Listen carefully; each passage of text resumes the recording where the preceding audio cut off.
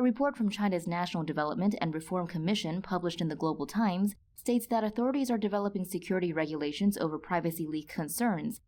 The commission is behind China's social credit system, a reputation system that categorizes citizens based on their behavior. The Chinese government claims the system will help the country restore social trust. In a press release, Chinese authorities announced new regulations for behavior in public transportation that could affect people's social credit. They state that eating on trains, playing loud music, illegally purchasing tickets, and even occupying more than one seat can cost citizens points. China's strict policies have even reached public toilets.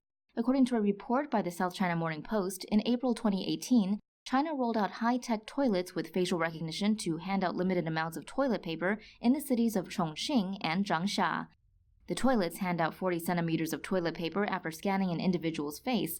The bathrooms are equipped with Wi-Fi, mobile charging ports, and sensors inside each cubicle that alerts authorities if a person has been inside the toilet for more than 10 minutes.